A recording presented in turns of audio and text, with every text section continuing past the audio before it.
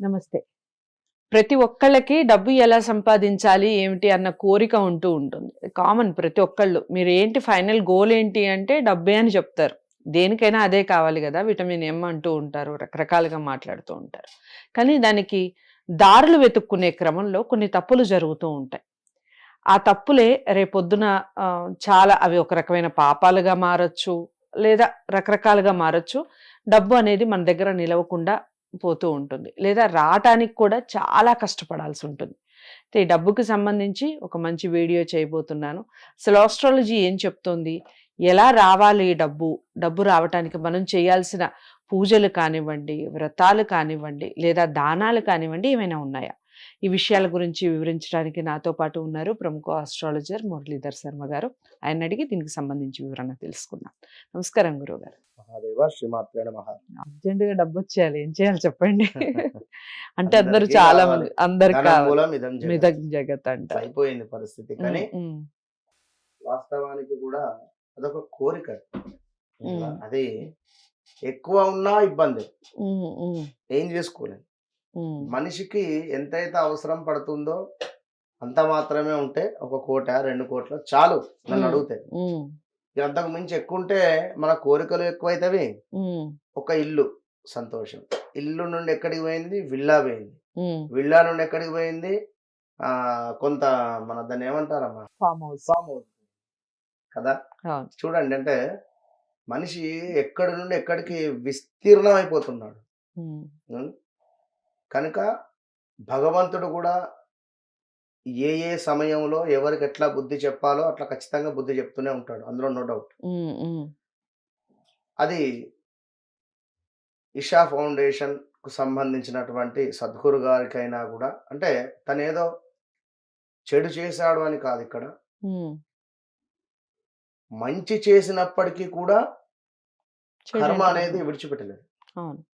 శని భగవానుడు పోయిన జన్మన లేదా మరొకట అనేది విడిచిపెట్టకుండా తనకు ఆపరేషన్ దాకా వెళ్ళినటువంటి సందర్భం. కనుక మీరెంత మనమెంత ఇందులో. ఇలాంటి సాధన చేసినటువంటి వారైనా, ఇలాంటి ఉపాసనలో ఉండేటువంటి వారైనా, నేను వాస్తవానికి దత్తాత్రేయ స్వామి గణపతి ఉపాసనలో ఉన్నప్పటికీ కూడా కొన్ని ఇబ్బందులు ఉంటాయి. నేను ఇది జయించానని అది జయించానని ఎప్పుడు ఎక్కడ చెప్పలేదు. అది తప్పు విషయం. విన్నరా? శ్రీరామచంద్రునికే తప్పలేదు ఇబ్బందులు. విన్నరా? మాటలు తప్పలేదు. మనం మాత్రం కనుక ఏదున్నా నడుస్తూ ఉంది అంతే. ఏది శాశ్వతం కాదు అనేది మనం గ్రహించుకోగలగాలి. ఇక్కడ మన కొడుకు కావచ్చును, మన కూతురు కావచ్చు, 100% ఎవరు శాశ్వతం కాదు. ఏదో ఇక మనం చేసుకున్నందుకు బాధ్యతన మరొకట. కనుక బీ హ్యాపీ. మీకు మీరు హ్యాపీగా ఉండడానికి ప్రయత్నం చేయండి. ఇందులో డబ్బు అనేది మీకు అవసరమే, కాదు అని కాదు. ఇక మీ యొక్క జాతకరీత్యా ద్వితీయ స్థానము డబ్బు స్థానము, 8వ స్థానము డబ్బు స్థానము. 8వ స్థానం ఏమిటి అంటే ఆకస్మిక ధనం రావడానికైనా ఆయుష్ స్థానమేనా ఇక్కడ. ఇందరా ఏకదం ఒక 100 కోట్లు కానీ లేదా 1 కోటి రూపాయలు కానీ చూస్తే ఎట్లా ఉంటుంది? మనసు ఎంతటి ఉల్లాసం కానీ లేదా ఇంకేదో అవుతుంది.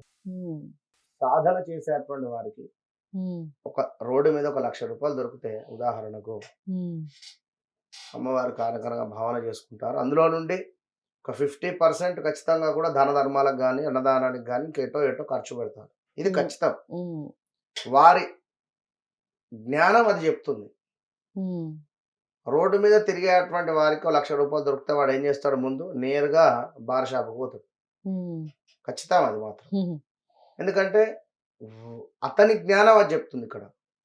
అంటే ఇక్కడ నేను ఏమంటున్నానంటే, ఏ మనిషి అయినా ఒక గురు మూలకంగా ముందుకు వెళ్ళాలి.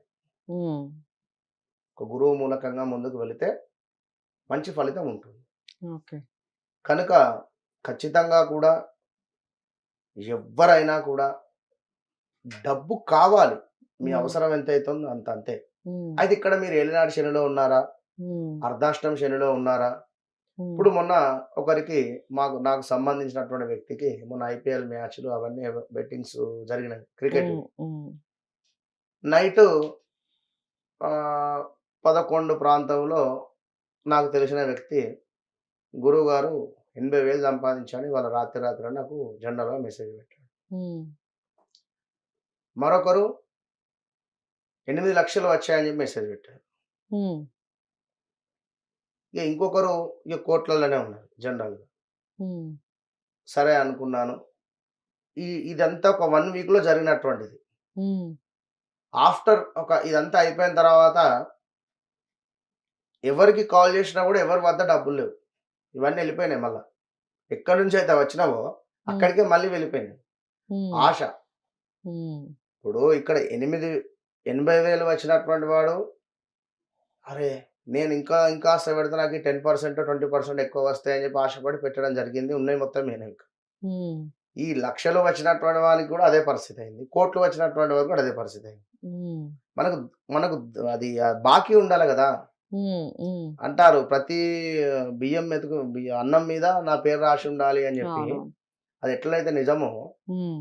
ఇది గూడా అంతే. రైట్. ధనము మనకుండాలి అన్నా, మన వద్దకు రావాలి అన్నా, హ్మ్. నలుగురి చూపు పడినా మనకు దృష్టి దోషం ఉంటుంది, ఇబ్బందే ఉంటుంది.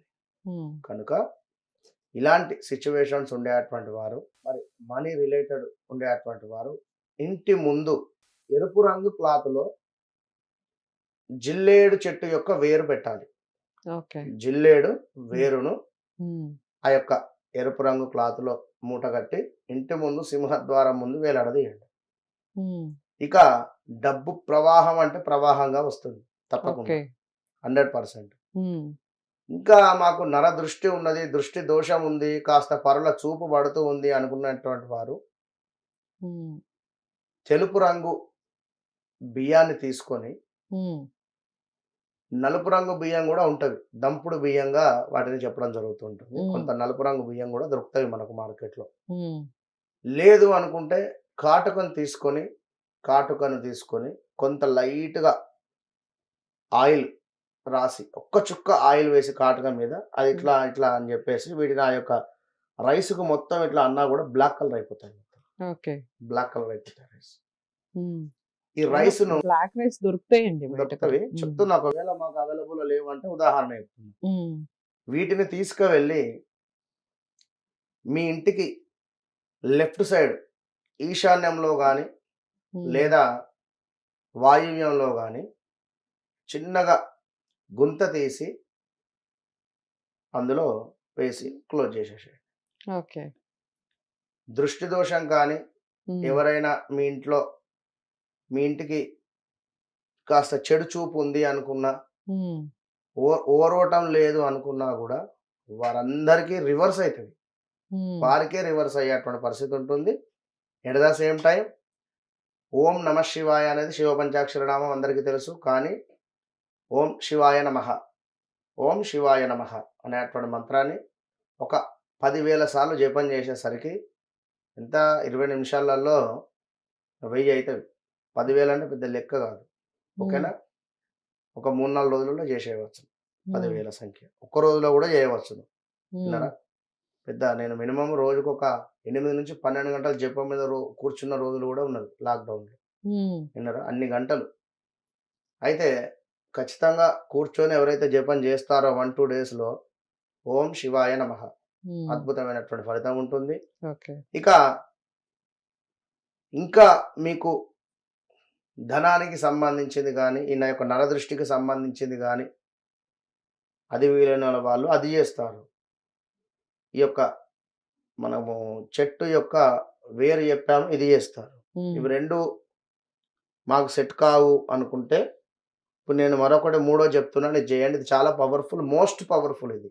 హ్మ్. హ్మ్. ఇది ఎవరైతే చేస్తారో వారికి వితిన్ 11 రోజులలోనే రిజల్ట్ ఉంటుంది. ఓకే. ఖచ్చితంగా కూడా. హ్మ్. ఈ చేతిలో మిరియాలు తీసుకోవాలి. హ్మ్. నల్ల మిరియాలు తీసుకొని మీ ఇంట్లో ఎన్ని రూములైతే ఉన్నాయో అన్ని రూములు కూడా మొత్తము కూడా తిరిగేసేయండి.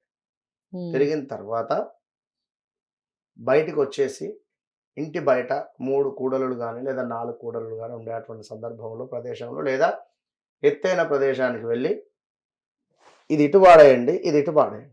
ఓకే. పడేసి చక్కగా కూడా ఇంటికి వచ్చేసి కాళ్ళు చేతులు కడుక్కోండి.